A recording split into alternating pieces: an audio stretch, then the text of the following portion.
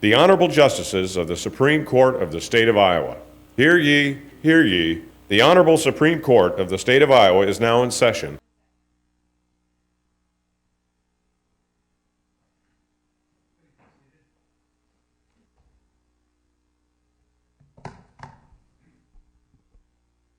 May it please the Court.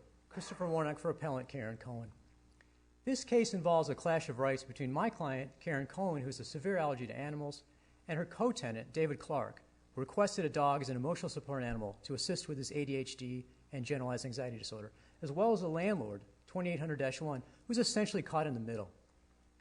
In this case, this Court has for the first time an opportunity to take a look at assistance animals, in particular emotional support animals, and their role as a reasonable accommodation for the disabled under the Iowa Civil Rights Act. The housing discrimination portions of the Iowa Civil Rights Act are modeled on the Federal Fair Housing Act, and both of these statutes require that a landlord make a reasonable accommodation for the disabled tenants. Now, that determination of reasonableness is made on a case-by-case basis. It's very fact-specific and involves a balancing of benefits and burdens and may not cause an undue hardship, or undue burden or substantial hardship or a direct health threat. Well, in this particular case, though, don't we have a existing tenant who has severe allergies, and indeed, as I understand the record, up to life-threatening allergies. I mean, it's not simply an irritant. How does that fit in the balance? I think that, first of all, I think we win on direct health threat.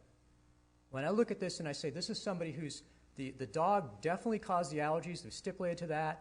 There's no question that my client had severe allergies, and the magistrate found, yes, it was severe and even life-threatening, as you say. I think on direct health threat, no question. So right there, I think we win on that issue. Does the record show that there was no possible other options, such as moving to a different floor or a different part of the complex? Here's what I would say about that. First of all, as far as alternative accommodations, the landlord definitely tried. He got an air purifier. He tried to have people use different entrances. It didn't work. So when he looked into it...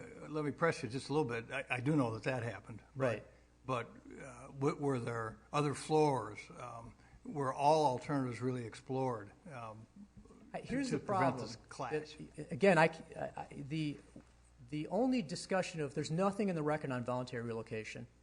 Okay? The only thing is in the record is that the landlord's manager contacted informally the Iowa Civil Rights Commission and asked for informal guidance. And they're very skeptical of the idea of relocation because there's a long-term view with treating the disabled that they need to be treated like everybody else and that they shouldn't be moved around. They shouldn't have to move because of that. And so I actually disagree with that. I think that voluntary relocation is an appropriate possibility as far as an accommodation, but it needs to be voluntary. And forced relocation is not... What is the duty? Where does the duty arise to accommodate your client at all? And the reason I ask that is she hasn't asserted a disability claim in contrast to Mr. Clark, who has asserted a claim under the Fair Housing Act.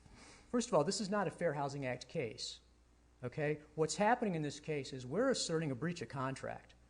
And the landlord has accepted it. They said, look, if it wasn't for this reasonable accommodation, then there'd clearly be a breach of that express covenant in lease, Section 53.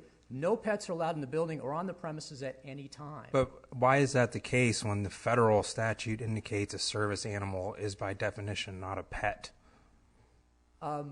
First of all, I think this is one of these issues that we've gone around and around on.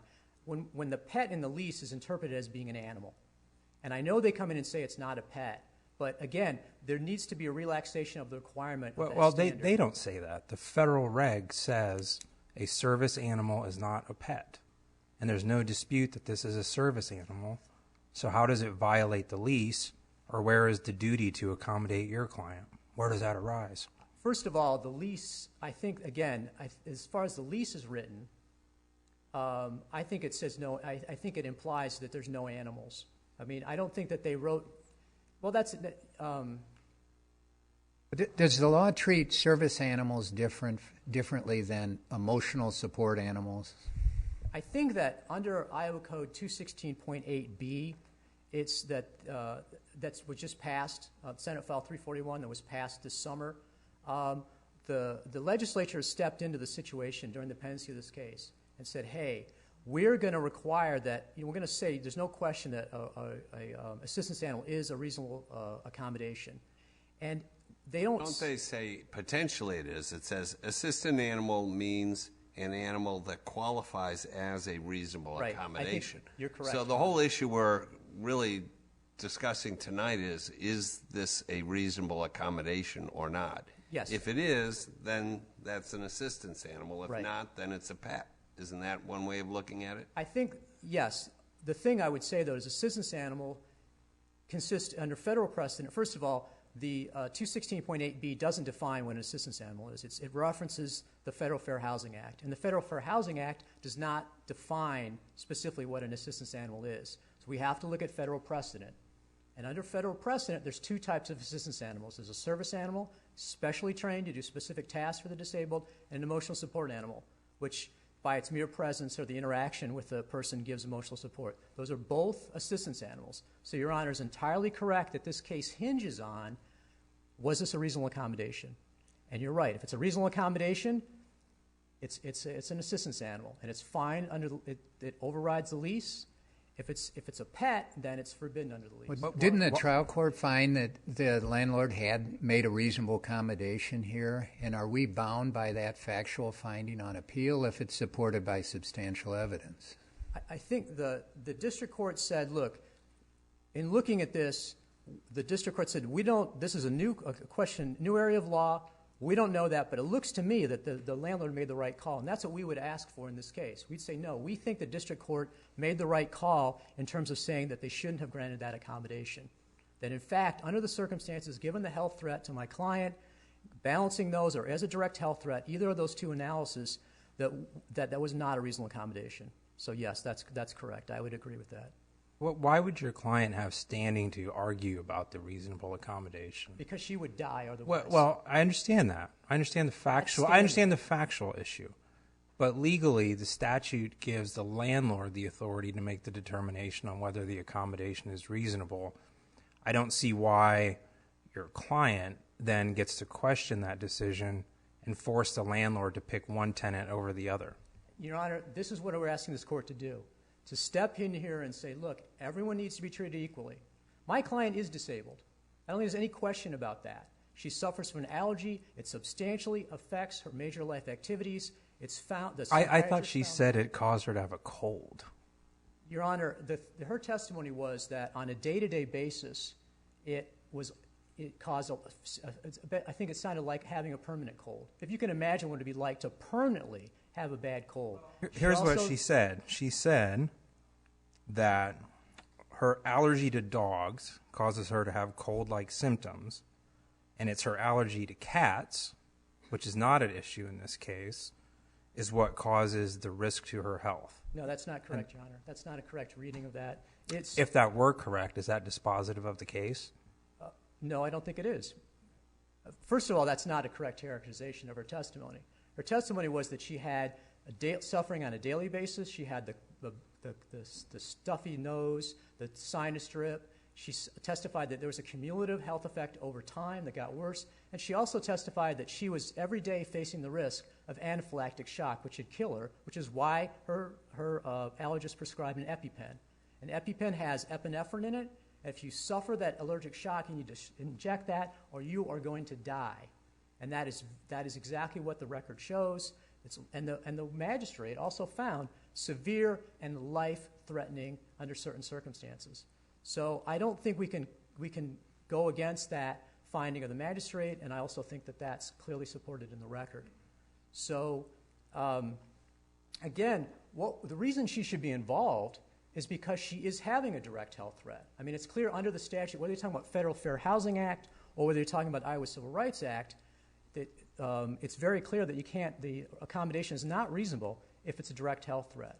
So again, I think that's the easiest way to decide this case. But I also think what weight should we put on federal guidelines from the Department of Justice indicating that allergies are not a reason to deny somebody the accommodation of a service animal, both in the educational context and in the ADA context? First of all, we're talking about a lot of different statutes here. You've got the ADA in public areas. You've got the ADA in an employment setting. You've got the FHA It's very confusing to figure those out. There hasn't been a ruling in a housing setting that allergies are to be ignored, and if they are, those guidelines go against the statute. 216.8A3E says cannot pose a direct health threat. So if that's what the guidelines say, then they should be discarded. But I don't think that's what they say in this case. I don't think they're not federal fair housing guidelines. We're dealing with a lot of different circumstances here. And again, she needs to be part of the process. We need to take all affected parties into that balancing test of benefits and burdens. And again, there's federal precedent to that effect. Temple v. Gonzalez, Sixth Circuit case, the tenant had extreme chemical sensitivities. And so he said, I need an accommodation. And what I want you to do is throw out the adjoining tenant who's using Lysol and Pine Sol cleansers. And the court said no, that the rights of that neighbor did not have to be sacrificed on the altar of reasonable accommodation. And the other thing that's interesting about that Temple case is they cite a long line of employment cases. And those cases are good in Iowa as well. Frank v. American Housing Authority. What those cases say is that when you're doing a reasonable accommodation, you need to look at both the burden on the employer and the co-employees. And so this is a pre-existing line of cases. So I think it's just basic fairness as well as a matter of law that we need to take into consideration all affected parties, balance them all equally, and be fair to all parties in this case. How much weight should we give the fact that your client was there first? I mean, she intentionally selected an apartment building that had a no pets policy to avoid this problem, and she's there first. In nuisance law, we often give weight to the priority of occupation. That's a point that we raised, and I think as we're looking at this, again, what I think is important to do is to start following the actual precedent on a reasonable accommodation, which requires a balancing test on a case-by-case basis. And we shouldn't be making an automatic presumption in favor of anybody. And this priority in time is definitely a useful criteria. Because in this case, we're not saying that Mr. Clark was not disabled. We're not saying he didn't need the emotional support animal. We have a clash here of people that both sides have significant interests. How do we resolve those?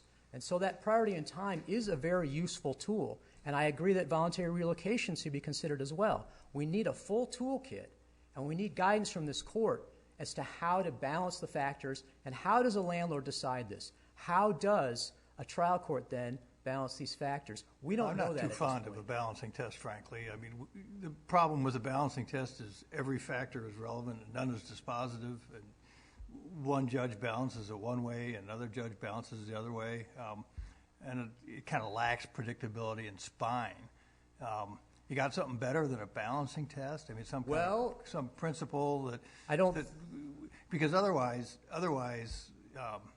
I'm not sure we provide much clarity in the law. No, I don't think that the dog always wins or the person with the allergy always wins is going to be a good principle either.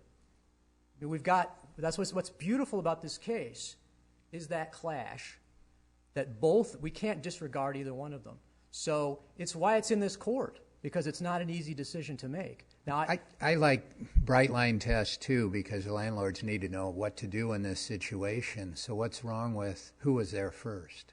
I like that. I also it may be that we'll have to have some animal-free buildings. It may be that what we'll have is a situation. Now, here's what I would say as well. I think we need equality in terms of proof. If I can come in as a disabled person and get a doctor's documentation that I'm disabled and need an emotional support animal, the allergic person needs to be able to do the same thing.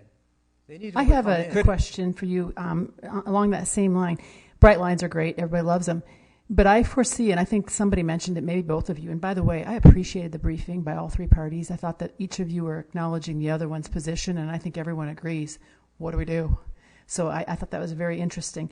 But my concern about a bright line, such as first in time, first mortgage, whatever you want to call it, is wouldn't there be a huge incentive for a landlord to say, hey, I hope people with an allergy want to stay in my building. And then I can turn down every request or a lot of requests quite easily for an emotional support animal. Could that be abused? Here's what I would say, Your Honor. I think you need to look at the potential for abuse by everyone because no one looked at it before. The assumption was that it was going to be perfect and that it wouldn't be a problem. Look at the fact with these problems with the express pets online, with this documentation. We have online there's businesses where you can get a healthcare professional who you can pay them, and they'll talk to you for half an hour, and you can get certification as being disabled. Now, there's a system been set up in the Iowa Code 216.8C for Iowa healthcare professionals, but specifically says this is not the only means of documentation. I'm glad you brought that up because I, unlike some of the argument in the briefs, disagree that there's a distinction between service and the emotional support animal, because that 101 line, www, whatever, that sounds to be, from the evidence, pretty easy to get. Not so with the service animal. And I noticed a lot of the briefs, I think it was in Mr. Clark's briefs, talked about many cases that were mentioned were about service animals. Isn't there a difference? Here's the problem with service animals. First of all, if you look at the Entine case, which is I believe, Southern District of Ohio District Court federal case, the service animal in that case was considered a service animal because the person had trained them to jump on them when they had panic attacks. So that definition, that's problematic too. If you're talking about an outside agency that spends a lot of time and energy and effort, like a seeing eye dog, that's legitimate. That's important. That needs to be protected. In fact, all legitimate disabled people and emotional support animals need to be supported. But the potential for abuse on both sides is very high, and I would hope that the court look at that. I don't want landlords abusing this, and I certainly don't want tenants abusing it either. Would you sum up, please? Yes. So, Your Honor, I think the key is that everyone needs to be treated equally, that we need to be fair and look at both sides. I would love a bright line test.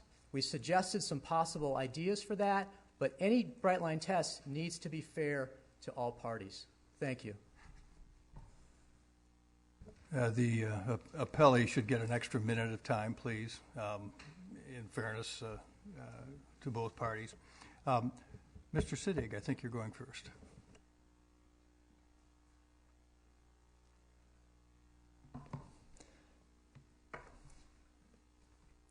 Good evening. My name is Erek Sittig. I represent the landlord, 2800-1 LLC in this matter. Just as a matter of housekeeping, I want to let the court know that Ms. Evenson and I have agreed to split this time evenly. So I will be, if we have an extra minute, I'll be finishing it, trying to finish at 8 minutes. The facts in this case are clear, I think. It's the law that's fuzzy. Based on guidance from the Iowa Civil Rights Commission, the landlord tried to accommodate both Mr. Clark's dog and Ms. Cohen's allergies. There's also guidance from the Iowa City Human Rights Commission that says that the landlord should not restrict access to any part of the building for the animal. That's actually what the landlord ended up doing, because that's the only way he saw to try to accommodate both, directing the animal to a certain exit where the other tenant would be using a different exit. Obviously, the accommodations for Ms. Cohen were not completely successful. There's a question of fact, but the magistrate found that the allergy it could be severe and, I think, in some circumstances, life-threatening. Assuming that to be true, that's a tough situation. Everyone understands the need for the support animal, and no doubt your client has legitimate interest in that. But when we're talking about a potential life-threatening situation, obviously that gives you pause. But how about the statute itself, 216, which does talk expressly about a direct threat to the health or safety is something that would not be required? I think the problem with the direct threat to health and safety is that most of the case law deals with specific attributes or conduct by the animal that's being brought in. They're looking at... Well, boy, it doesn't make any difference to the person who's got the health threat. I don't disagree, and the problem is we don't have any guidance that says that we can exclude an animal because of the general breed characteristics. Well, what about this for a rule? Generally, the accommodation that you granted generally will work, but if there's an existing tenant for which there will be a direct threat to life and safety, the accommodation is not required. How's that for a test. I mean, it'll be factually bound, of course, but Right, and I think that's actually something that we proposed at the district court level as a reasonable way to resolve this. The problem is that the legislature and the state legislature in last spring and the governor signed Senate File 341, and any sort of test like that. The way I read 341 or now 216B or .8B and 216.8C is that if a tenant can prove that they have a disability, and if a tenant can prove that they have a need for an animal because of that disability, there's no discretion anymore. And I don't know that there's no guidance telling us that the landlord in that case can exclude an animal. In retrospect, do you think your client should have denied that request?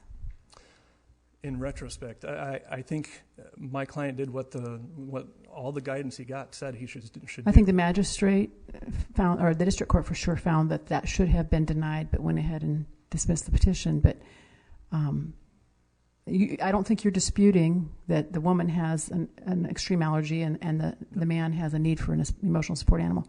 No, and that's the rub, because we don't know what we're supposed to do in this case.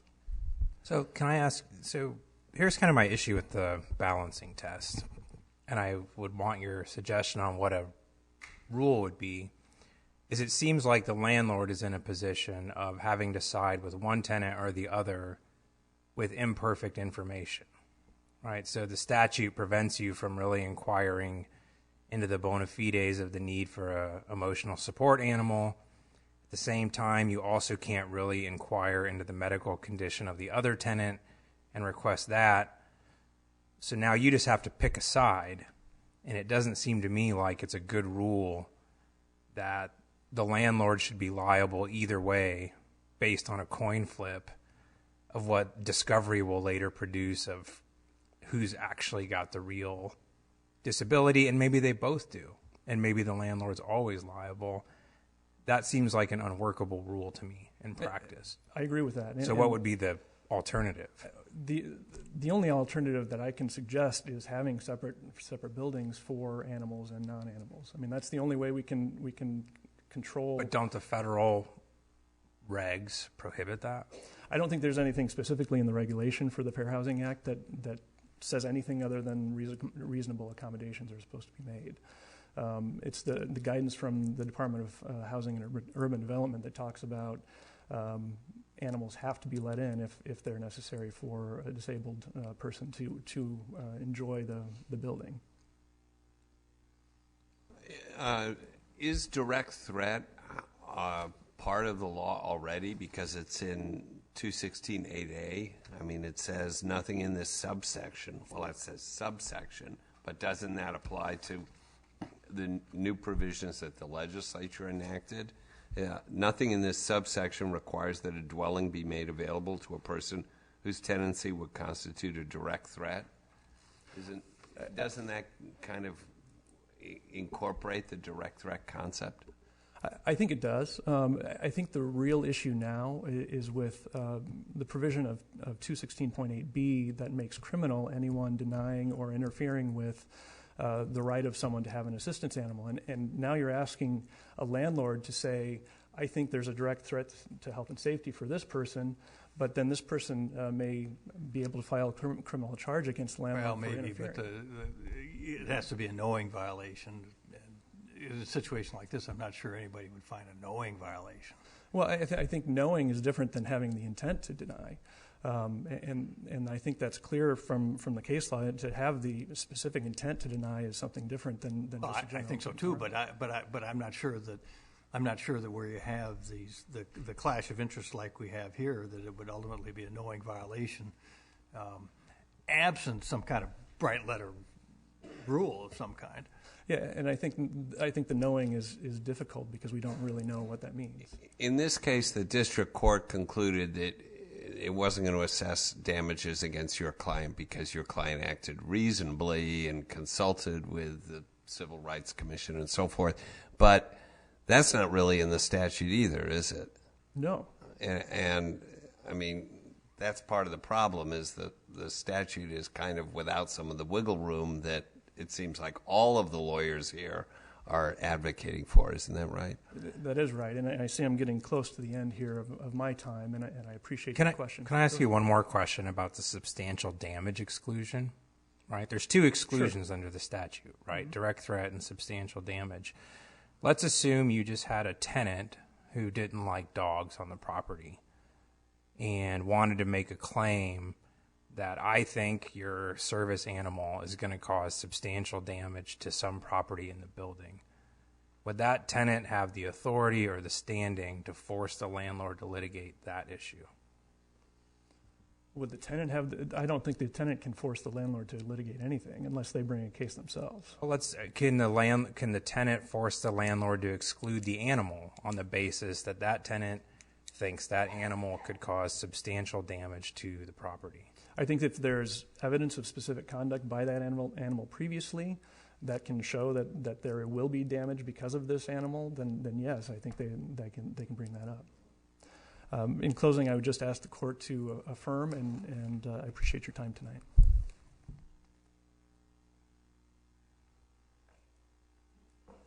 Ms. Evenson.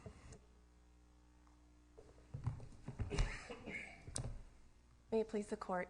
My name is Amy Evenson, and I represent David Clark, who by stipulation of the parties has been deemed an indispensable party to these proceedings because the question of whether his request to have an emotional support animal was a reasonable accommodation is the central question that we're being asked to decide today.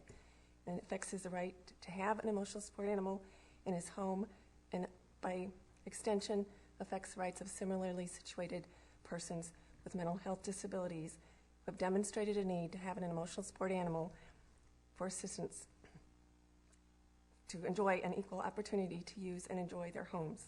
Well, nobody's doubting that, I don't think. But if, this is a hypothetical, but supposing the only available space in an apartment building was right next to a person with severe allergies who was going to have, the evidence would show, severe impacts from a dog in that kind of situation, what does the law require then?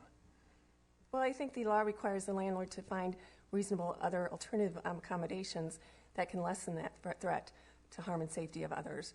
And what if there is no, here, although I was asking the question, I was exploring, but here it seems like there's certainly no other accommodation has been suggested.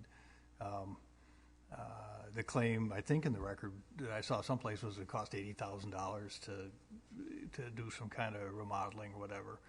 I don't know if that explored all options or not, but surely if the accommodation to your client actually caused a direct threat of serious harm to somebody else, wouldn't the right have to give way?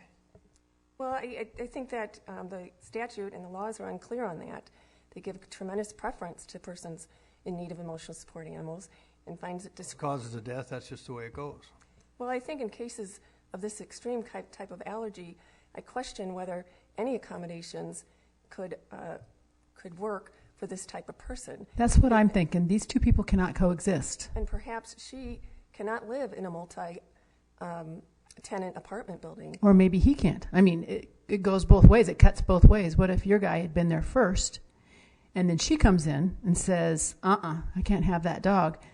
I think you'd be arguing the same thing they are. I mean, I think you both have a very good position, but I just think they cannot both coexist based on what I've heard, and I think that could commonly happen. So we need to have, what do we do? That's why the first in time appeals to me. Well, I don't think first in time should dictate a person's civil rights. Well, I don't like it, but I think also, we have two people who have rights involved, and it's a little bit easier. Everybody's been trying to get around this balancing test, and I feel bad for landlords who have to try and balance that. Justice McDonald did a good job of saying that the landlord doesn't want to dig too deep into somebody's mental illness or mental health as well as somebody else's medical condition, and probably could get in trouble if he or she does. So they are definitely walking a fine line. So help me try and come up with something, assuming they cannot coexist. Well, I think bright line rules and first and priority in time rules are are not legitimate options because they are subject to abuse as well, and they don't take into consideration the person's civil rights to have an assistance animal in their home. Why can't we create a rule here where the parties are asserting claims under different kind of legal authorities, that whoever has a superior authority wins? So, as I understand it, Mr. Clark has a claim both under federal law and state civil right law. Ms. Cohen is asserting a claim under her contract right. It seems to me, if I were a landlord, to avoid HUD enforcement actions and Iowa Civil Rights Commission actions, that the person who's actually asserting a disability claim should be privileged over someone who's asserting a contract claim. And then maybe it's a whole different ballgame if they've both filed claims with the Civil Rights Commission. And then maybe you leave the ICRC to sort it out. I would agree with that analysis. I also think there's some question as to whether the no pets contract was violated in a case. The statute, or at least that the tenant signed, it stated there would be no pets, but it conditioned that, stating that reasonable accommodations would be are considered. She was on notice that there was a possibility that an emotional support animal may be allowed on those premises. Right, and the law is read into the contract, right? Correct. So here we have federal law, state law, all supporting Mr. Clark's right to have the service animal. At best, Ms. Cohen has a contract claim that incorporates the same federal and state law. That seems to me to be the superior obligation, right? Federal law trumps state law, state trumps state contract law. I would also add to that 216C did not provide any exception to landlords who were faced with a safety violation or harm or danger to other people. What do you make of the language then about direct threat to health and safety that we've been talking about? Well, I think that part of the code section, it doesn't necessarily apply to the criminalization of the landlord's decision to deny access to an emotional support animal for a tenant that requests one and qualifies for one. I think that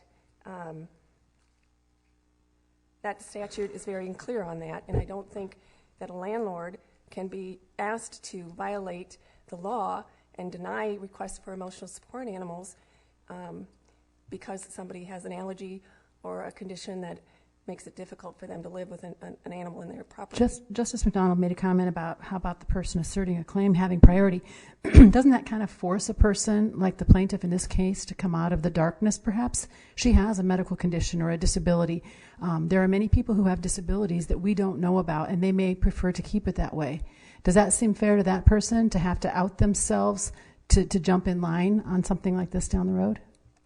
Well, I think the priority in time issue only is who was there first. And I don't think that there is any need to disclose those confidential information if she simply states, I was here first and I have these conditions and I object to the emotional support animal. Ms. Evenson, you may sum up. Your Honor, we ask that the court, in any of its decision, take into consideration the important needs and the important rights of a person to have an emotional support animal in their homes, to use and enjoy their property, and have equal rights to do so. And we would ask that any decision by this court take those rights very seriously and protect the rights of persons with disabilities. Thank you. Thank you. Rebuttal, Mr. Warnock. Thank you, Your Honor. I guess I have a problem with the idea that federal law combined with state law trumps someone's life. Because the interest at stake here is not someone's interest at contract, but her life. So we should Her claim is a contract claim. Your Honor, that's the only way we could assert it, because that federal law is so biased, in my view. It privileges, under current practice, someone who's disabled with an assistance animal or someone who's disabled with an allergy. There's no place for the person with allergy in the process, and apparently they have no rights whatsoever. The rights are trumped. I just can't accept that. Mr. Warnock, I understand your position. I think it's actually pretty compelling. But would you agree with this? Federal law on this area would preempt contrary law, state law. This is the Iowa Supreme Court. We're deciding Well, the but Iowa. wait, yeah. I mean, it is, but the general rule, of course, under the Supremacy Clause, is duly passed federal law is going to preempt state law to the contrary, unless you can attack the federal law somehow as being invalid, or urge us to change the federal law. But we don't have authority to say, well, our state statutes trump a duly enacted congressional enactment. Let me restate that. I think, Your Honor, you have stated very clearly what the implicit way what the law goes, because it's all hidden. If we look at the way that it goes, it says reasonable accommodation, balancing test, all that stuff's there. But the reality on the ground is that the dog always wins. And I have a problem with that. And I don't. Think I understand that's that. where So, but if I don't think that's what if that's what cases have federal said. law, It doesn't say that. the Department of Justice policy letter specifically says that where a person has a service animal and somebody else in the vicinity has an allergy of some type, then the person with the service animal prevails. That is Your Honor, federal first, law. a couple things with that. First of all, we're talking about ADA. We're talking about in public. And so if you're going to say that someone with an allergy trumps someone in public, then they'd never be able to go out in public. When you're talking about housing, that's a whole different issue. That's where I'm getting to service versus emotional support. I think that needs to be talked about. I think the case that you were referring to, or the regulation, has to do with a service animal. Well, ADA. Yeah. It's not FHA. Right, We're not talking right. about in someone's home. Right. Because the allergic person can stay home in her own home. Maybe she doesn't get to go out because she's going to have the allergic attack. There's a big difference. You look at the blueprints, they're in there. It's, I think, Exhibit F. They're right down the hall from each other. What was she supposed to do to protect herself? So if Mr. Clark were blind and this was a service animal within the meaning of the ADA, is this a different case for your client? I think it's not quite as compelling emotionally, but I think if she's going to potentially die from it and she's there first, then I think I'm going to say, I'm sorry, that we need to find another building. The beauty of this landlord is they're a big landlord. They can do relocation. If that's available as an option for them, then that's something that can be done. As long as it's voluntary. I feel bad about the landlord. I said they're caught in the middle. I feel bad about Mr. Clark. No one's happy with the situation, but we cannot continue with saying the dog always wins and we don't care anything about the allergic person. She's trumped and she dies. That cannot be the outcome of this case. By voluntary, do you mean that the dog owner has veto power whether to... I mean, what if the landlord, in fact, had another apartment available equal size in a building across the street? Is that a reasonable accommodation to say to Mr. Clark, you can't be in this building because of the allergy issue, but we'll accommodate you by putting you in a different location? Exactly. I like that a lot. I really do. I think the problem is if you've got someone with a fourplex and that's all they've got, with a small landlord doesn't work. But give us a full toolkit to work with, and if you want to have a bright line test, the direct health threat. There you go. That's an excellent one for people with allergies. If it's a direct health threat, boom. Then you don't get them there. And the same proof too.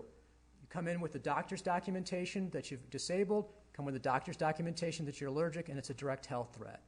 And that's the level of proof that's appropriate, and that would be an excellent bright line test to adopt. So, I want to back up on this hypothetical about a person who's visually impaired. So if somebody applied to live in this building where Ms. Cohen was and needed a service animal within the meaning of the ADA, is it your position then the landlord could turn that person away if they didn't have any other units? If she was going to suffer a direct health threat, the statute requires it.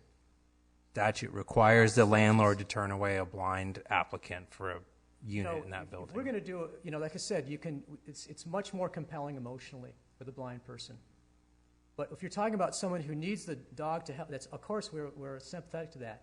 But with someone who's going to die, that's the higher interest. And it is, again, required by the statute. Let me sum up. Thank you, Your Honor. I just ask that everyone be treated fairly and equally, and I appreciate what this court does best, which is to bring clarity and provide guidance for all the parties. Thank you. Good, thank you. The case is submitted. With that, bailiff, you may adjourn court.